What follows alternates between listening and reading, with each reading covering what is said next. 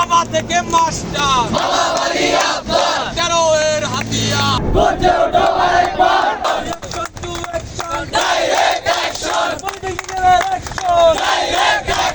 দিয়েছি তো রক্ত অবৈধ ঘোষণা গত 8 মাস ধরে আমরা সচিবালয়ে ঘুরতেছি।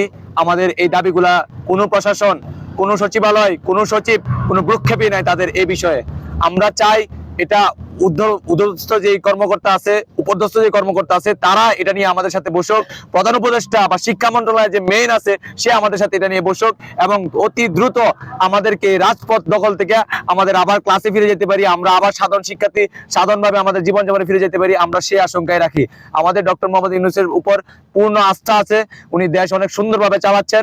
আমরা চাই উনি শিক্ষা ব্যবস্থার এই ফেসিবাদী যে একটা কুচক্র এই দুরবস্থা করে গেছে, সেই ফেসিবাদী কুচক্রের এই দুরবস্থা থেকে আমাদের শিক্ষা সিস্টেমকে উনি আবার পুনরুত্থান করতে পারবেন এবং আরো ভালো করতে পারবেন ইনশাআল্লাহ। আমাদের যে 6 দফা নিয়ে আমাদের ভাইরা গেছিল, যেই সকল লোক থাকার কথা ছিল ওই মিটিং এ, ওই সকল কোনো লোকই ছিল না, শুধু একজন উপসচিব ছিল। গত 8 মাস আগে আমাদেরকে যে আশ্বাস দেওয়া হয়েছিল, গতকালকের মিটিং এ আমাদের ঠিক সেই আশ্বাসই দেওয়া হয়েছে। আমরা কোনো লিখিত প্রমাণ ছাড়া, কোনো লিখিত পেপার ওয়ার্ক ছাড়া আমরা রাজপথ ছাড়বো না ইনশাআল্লাহ। বৈঠকটা করা হয়েছে, আমাদের জানানো হয়েছিল প্রধান উপদেষ্টা উনি নিজে এই হস্তক্ষেপ করার কারণে এই শিক্ষা উপদেষ্টা নেয় এই আমাদের গতকালকের বৈঠক হওয়ার কথা, কিন্তু ওইখানে যাওয়ার পর যদিও কোনো কর্মকর্তা আমাদের যে দাবি, সেই দাবি অনুযায়ী কোনো কর্মকর্তাই ছিল না এবং আমাদেরকে আশ্বাস দেওয়া হয়। সেই প্রতারণা আমাদের সাথে করার কারণে এবং কুমিল্লা সহ বাংলাদেশের বিভিন্ন জায়গায় আমাদের ভাইদের, বোনদের, এমনকি শিক্ষকদেরও তারা আহত করে। এই আহতের কারণে আজকে মূলত আমরা এই যে কাফনের কাপড় 87 নেই, 1987 সালে আমাদের ডিপ্লোমার যে ভাইয়েরা তারা সেম এই আন্দোলন করে গিয়েছিল। আমরা সেই আন্দোলনকে মনে করাইতে চাই, মনে করাইতে আজকে আমাদের এই আন্দোলন। তবে আমি একটা বিষয় ক্লিয়ার করে দিই, আমাদের যে গতকালকে বৈঠক ছিল, ওই বৈঠক ছিল আওয়ামীপন্থী ফ্যাসিবাদের বিরুদ্ধে।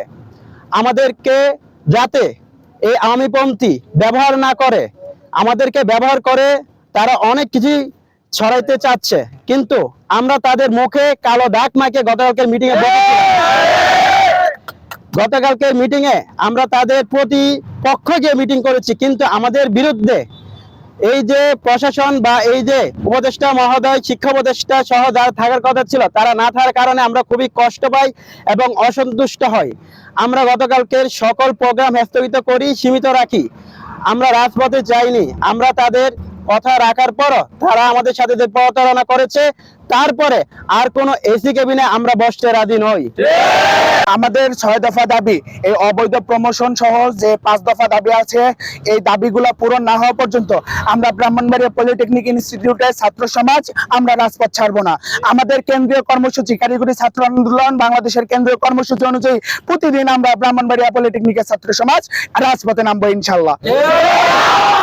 এই কুমিল্লায় আমাদের ভাইদের এবং বোনদের গায়ে যে আঘাত করা হয়েছে, যেভাবে লাঠিচার্জ করা হয়েছে এই যৌথ বাহিনী কর্তৃক, তার বিচার, আমরা সঠিক বিচার দাবি করছি।